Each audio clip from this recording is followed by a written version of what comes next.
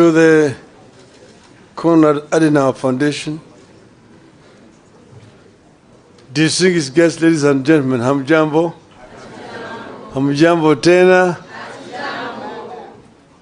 I'm happy to have been invited by Konrad-Adenauer Foundation to come and be with you here this afternoon.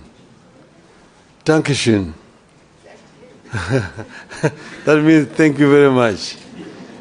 And I mean, my brother has talked so elaborately about so many things. At some stage, he was talking about desperation in our country, how Kenyans are dying because of lack of food and so on. Then I was telling some other people that maybe death is not a very bad thing. Shakespeare said in Julius Caesar that some cowards die so many times before their death that the brave do not taste of death but just once. And I want to say that death is a necessary evil that will come when it will come, and therefore there's no need to fear death. Then the other day I was talking to somebody else, he told me, you shouldn't really fear death. He said that, look, if you are sick, there are only two things that can happen to you. Either you will be treated and you will get well, they have nothing to fear.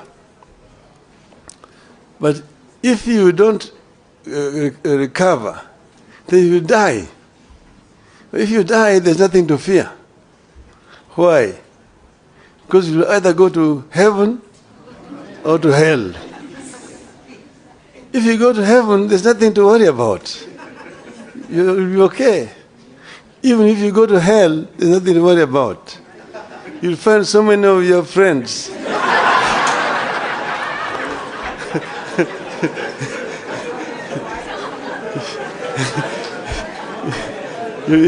So spend a long time just greeting them. How are you? How have you been? Before your time for the fire comes. So therefore, don't fear. You have nothing to fear as Kenyans. We will succeed in the long run. Now, I think this foundation has done a very good thing to choose to hold this conference. And they have told me that they're going to make it an annual event.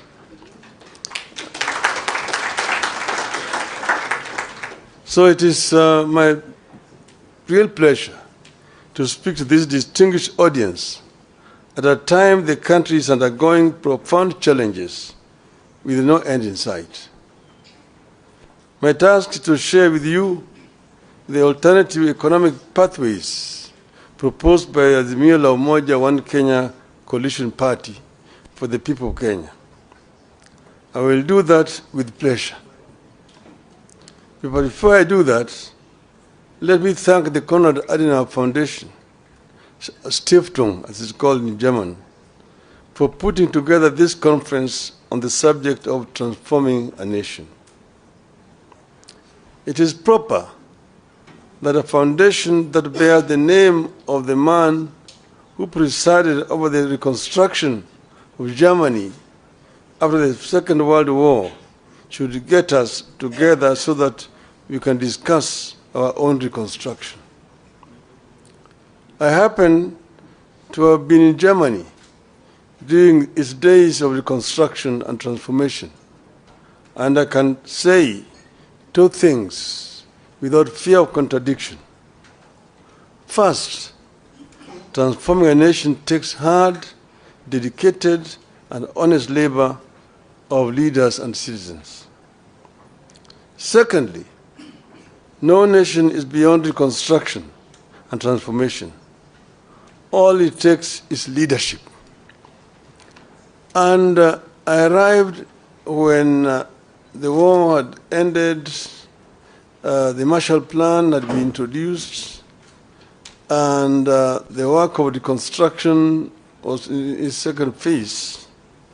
I have found when Konrad Adenauer himself was still the chancellor, and at that time when he arrived, when you went to Germany, and then you went to Britain and France, who are part of the victor powers, you'd think that it was Germany that won the war, and those countries had lost the war. But Germany had been devastated. Most German cities were bombed, some of them nearly to the ground. There's a city in the eastern part of Germany called Dresden. Dresden was razed almost to the ground by the British, basically, at the time when, in fact, the war had ended. But because of the anger of what had happened, bombing of London and so on, it was a revenge bombing. But the Germans reconstructed. And at that time, West Germany was the strongest economy in Western Europe. And East Germany was also the strongest economy in Eastern Europe at that time. That was basically because of hard work. I want to say that a year after our election, if you ask Kenyans, are you better off today than you were at the time, this time last year? The answer will be obvious, that we are in a deep hole. Failing policies and grim economic prospects.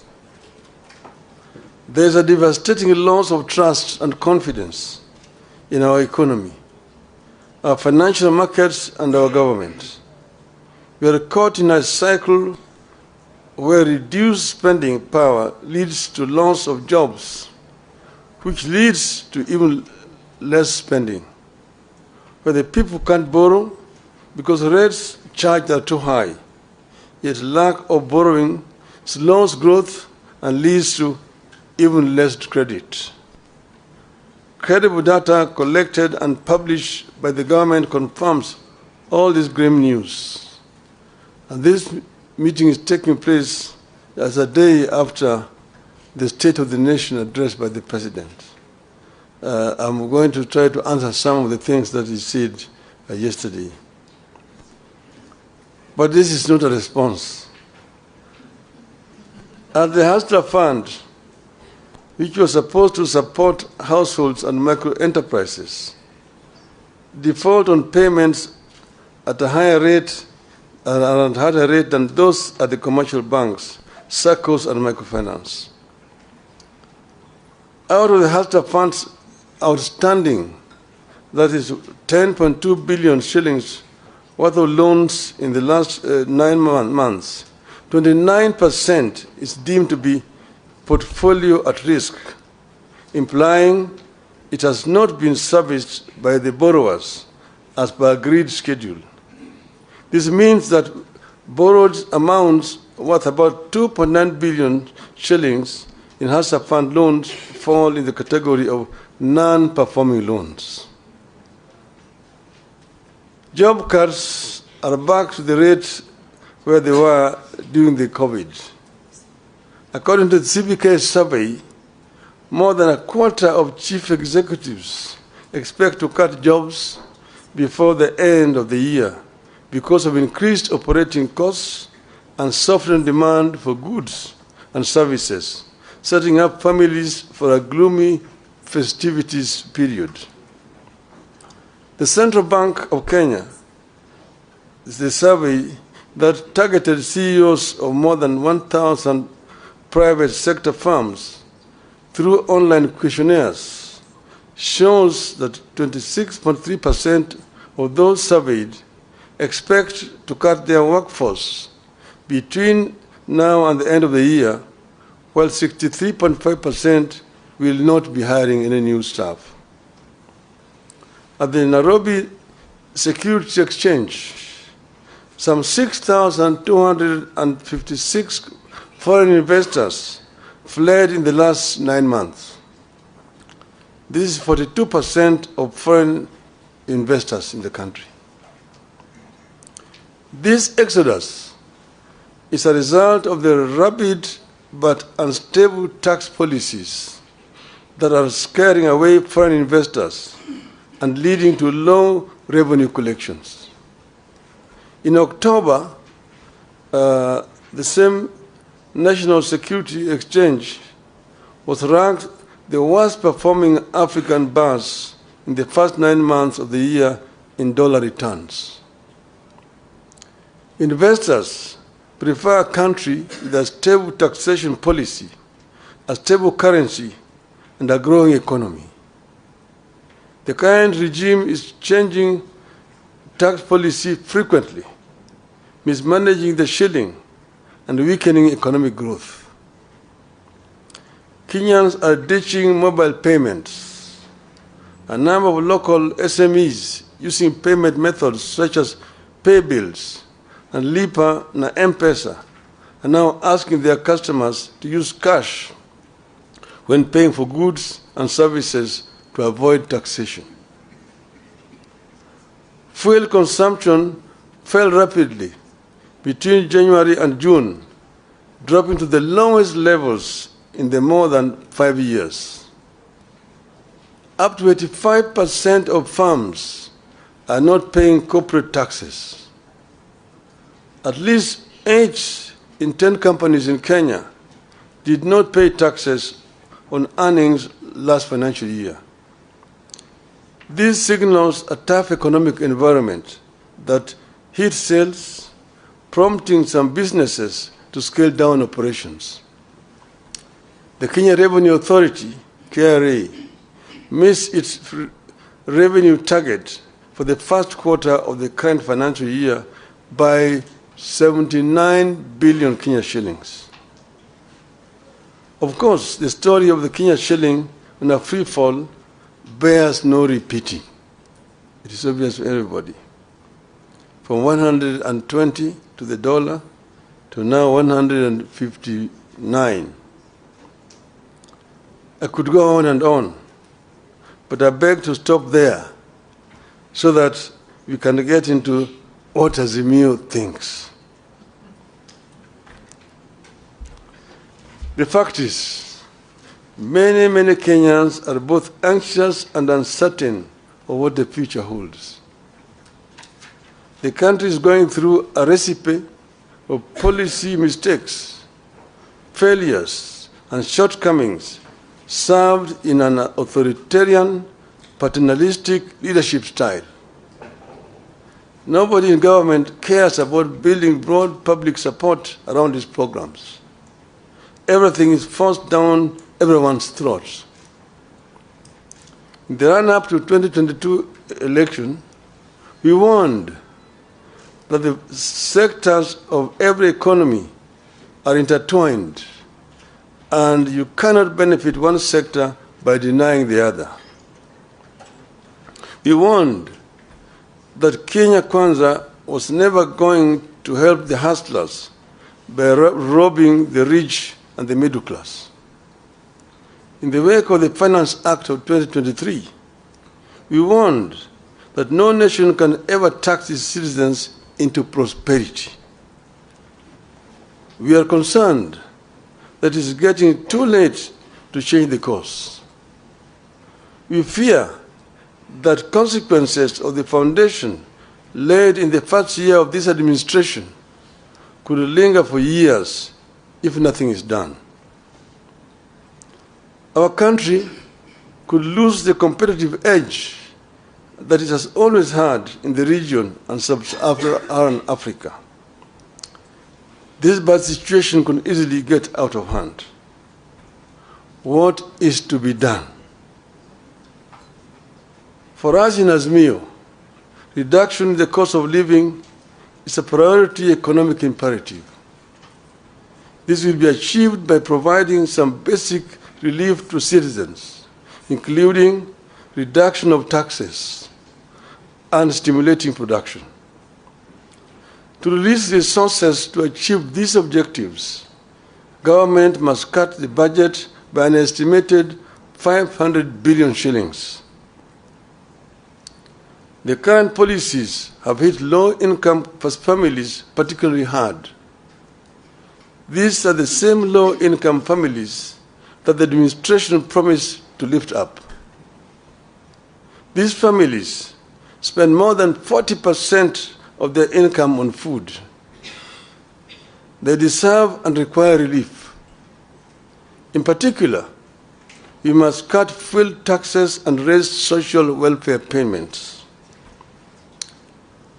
At this time of duress, we demand tax cuts, not increases. Kenyans need to see their taxes go down, not up.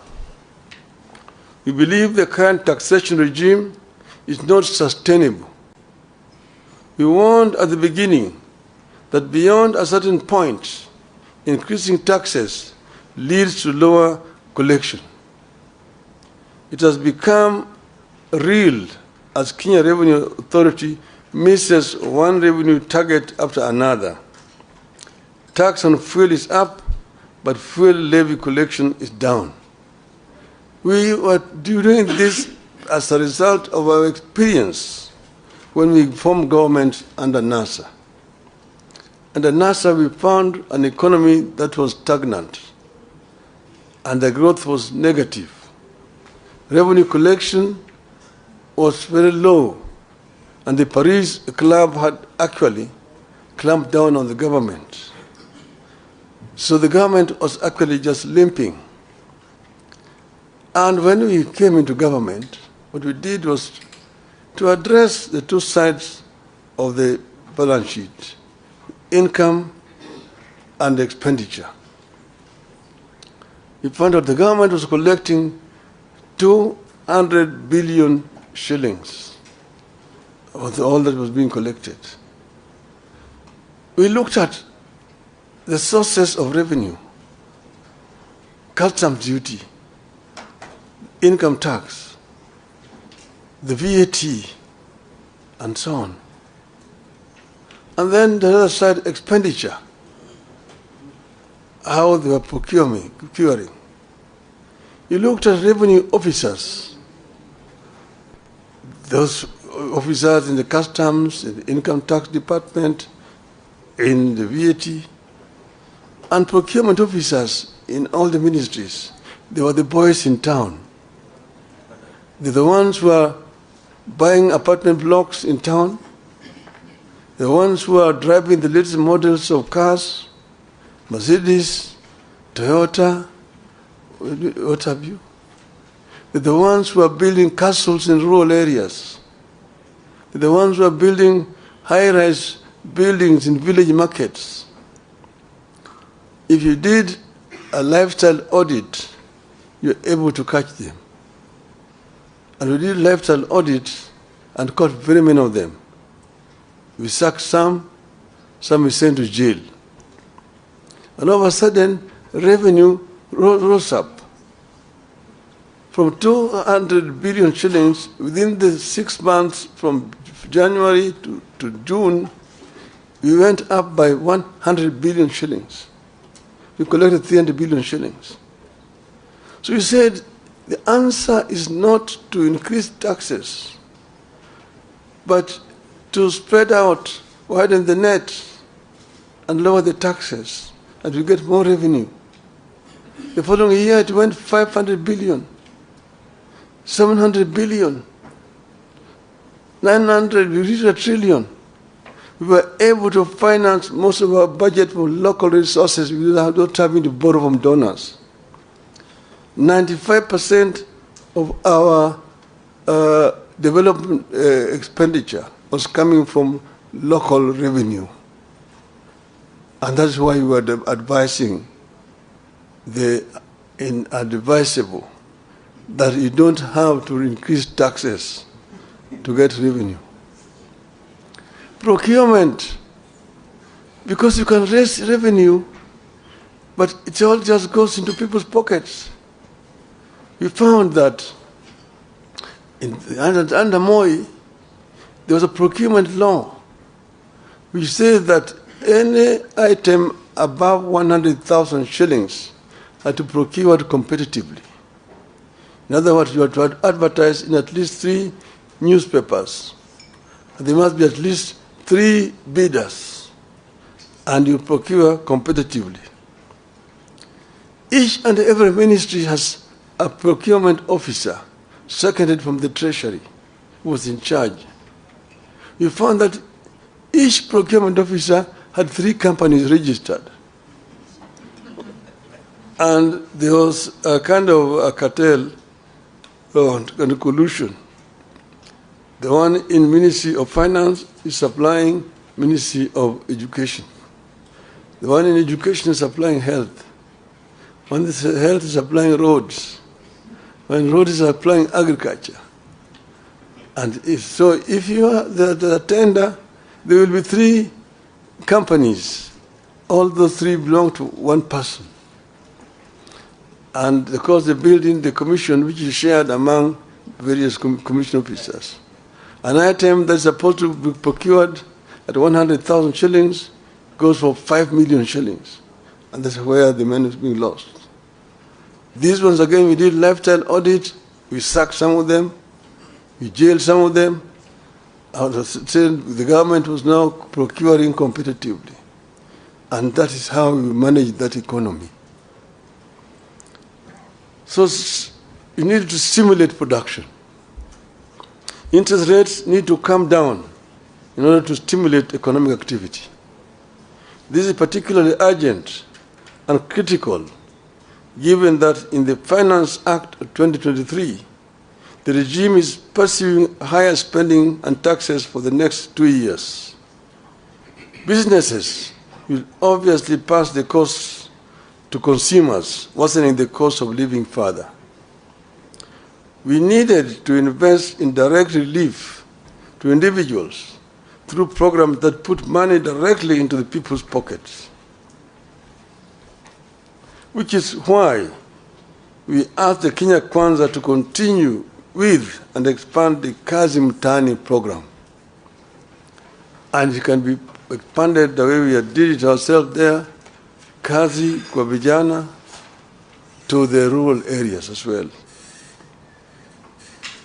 Investment in labor-intensive programs like road construction, rural water systems, afforestation, and so on. This has proven over the years to yield positive results. We believe that putting money into construction of schools' infrastructure would yield better returns than the construction of houses through taxation.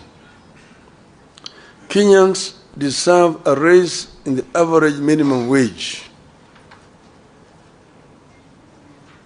We should also stop mismanagement of public finances. The country must embrace better fiscal discipline. We do not have to increase our budget in order to look important. State departments with overlapping functions need to be scrapped.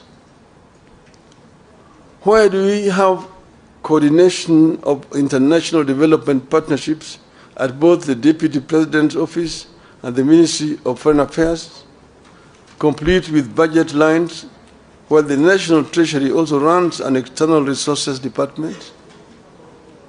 At the same time, we need to stop duplication of devolved functions at national level. You have a situation where the national government is competing with the counties in several other functions which are constitutionally devolved, like health, like agriculture, like water, and so on. Why should the national government be the one procuring fertilizers and distributing it to the county government when agriculture is devolved? How about drugs and so on? A few weeks ago, the Controller of Budget told the country that the National Treasury over-budgeted salaries of state officers, including hers, by 3 times, leading to the loss of over 1 billion shillings. The Controller of Budget detailed how the Treasury has been over-budgeting salaries of senior government officials through the consolidated fund services. So far, nobody has been made to bear responsibility for this budgeted corruption. We know very well The regional authorities duplicate county functions. Where do we retain them? Complete with budgets. To those doubting Thomases within the regime, these measures above will release the estimated 500 billion shillings required to bring back the economy on an even keel. Realistic debt management.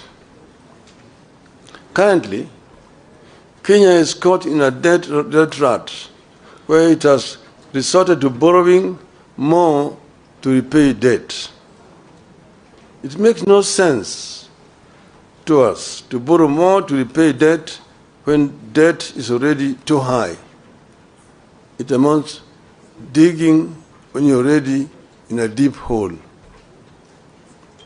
Our position is that the National Treasury ought to ask creditors to push up payments falling due to a future date rather than keep paying it. This is what people do when they have a crunch in their finances, but know they can pay later when their income is higher. Rescheduling debt is not at the same time as the same thing as debt default. People default when they are bankrupt. Kenya is not bankrupt. Kenya should not default. By rescheduling debt payment falling due, the government can forgo punitive taxes and create room for critical social and economic spending. In conclusion, 1 year on since the inception of new government, this is the time to reset the economic policy broadly. And you're not going to set this broadly by mere rhetorics, by talking and making promises to the people, empty promises. The effectiveness of government by key initiatives, including the Hatta Fund, should be reviewed by a forum comprised of the government, political parties, the business community, and the civil society. This is what should be happening. And if this happens, we will be able to come up with proper solution to the problem that we are facing today. The government today is living in denial. If you listen to the State of the Nation address yesterday, if you were talking to some people who are living in planet Moon, you are not being realistic to problems confronting this country. And these problems must be confronted frontally, not by trying to give diversions here and there. We have said today that the cost of living is real and is killing the people. It has to be addressed if you are going to actually relieve the plight of the people of this country. This is our position as azimio. Now finally, Madam, you've written there, Raila Odinga ran for presidency 5 times and lost 5 times. In other words, and each time he complained that he did not lose. I accepted losing elections in 1997. I said I'd lost and accepted. In 2007, the jury is out there. Everybody knows what happened. In 2013, everybody knows.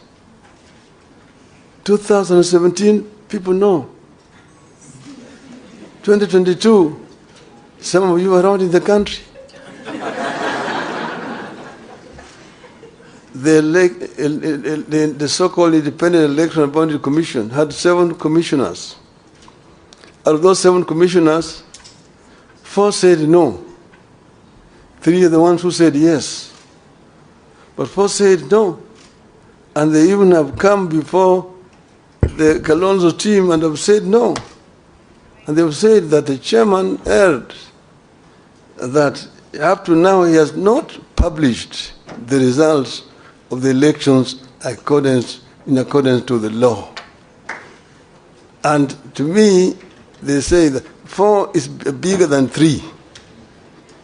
If the majority say that I won the elections, I cannot say I lost it. Yes. And that's why, irrespective of what the Supreme Court said, I thank you very much.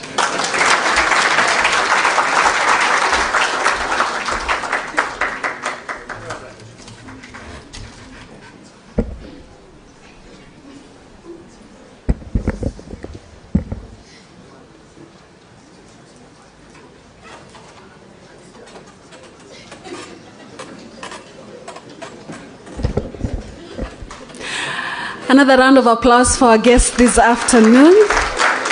Thank you so much for your patience. When you look at your programs were to end earlier, but it was important this final day we stay until this time. Without wasting so much time, I want to once again welcome Honorable Gitonga Mukunji so that he now finally takes us through the conference communique, some of the resolutions as we go home. Welcome, sir.